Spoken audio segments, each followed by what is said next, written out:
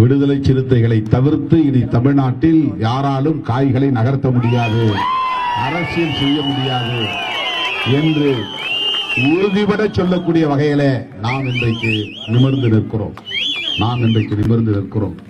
இதற்காக நாம் கொடுத்திருக்கிற விலை கொஞ்ச நெஞ்சம் அல்ல. ஒரு நாளைக்கு 3 மணி நேரம் கூட நான் உறங்குவதில்லை. அவ்வளவுதான், வண்டியிலே தான். இப்படிதான் ஒவ்வொரு நாளும் ஓடிக்கொண்டே இருக்கிறேன். இப்படியெல்லாம் இந்த 30-35 ஆண்டுகளாக இரவு பகல் பாராமல் புரட்சியாளர் அம்பேத்கரின் கொள்கைகளை பரப்பி, அவருடைய சிந்தனைகளை பரப்பி, நாங்களும் ஒரு அரசியல் சக்தி என்பதை உணர்த்தக்கூடிய வகையில இன்றைக்கு 4 சட்டமன்ற உறுப்பினர்களையும் 2 நாடாளுமன்ற உறுப்பினர்களையும் கொண்ட ஒரு மாநில கட்சியாக அங்கீகரிக்கப்பட்டிருக்கிறோம். இந்த அங்கீகாரத்தை தக்க வைக்க வேண்டும். தமிழ்நாட்டில் இது ஒரு தவிர்க்க முடியாத சக்தி என்பதை மேலும் மேலும் உறுதிப்படுத்த வேண்டும். இத்தனை காலம் இந்த இயக்கம் இல்லாமல் இருந்த காலத்தில் நீங்கள் வெவ்வேறு இயக்கங்களில் இருந்திருக்கலாம். இத்தனை காலம் திருமாவளவன் இல்லாத காலங்களில் நீங்கள் யார் யாருக்கோ வாக்களித்திருக்கலாம். இன்றைக்கு இந்த ஒடுக்கப்பட்ட மக்களுக்காக, விளிம்பு நிலை மக்களுக்காக புரட்சியாளர் அம்பேத்கரின் கொள்கைகளை ஏந்தி களவாடி கொண்டிருக்கிற விடுதலை சிறுத்தைகள் கட்சியை வலுப்படுத்த வேண்டும்.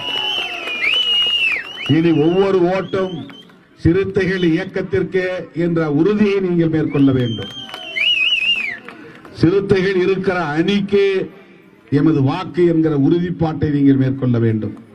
அந்த உறுதிப்பாட்டை நீங்கள் எடுத்தால் திருமாவளவனின் குரல் இன்னும் அழுத்தமாக ஒலிக்கும், இன்னும் வலுவாக ஒலிக்கும். திருமாவளவனின் உழைப்பு இன்னும் பெருகும். ஆகவே கடந்த காலங்களில் எப்படியோ நாம் வெவ்வேறு இயக்கங்களில் சிதறி கிடந்திருக்கலாம், வெவ்வேறு கட்சிகளில் சிதறி கிடந்திருக்கலாம், வெவ்வேறு சின்னங்களுக்கு வாக்களித்திருக்கலாம்.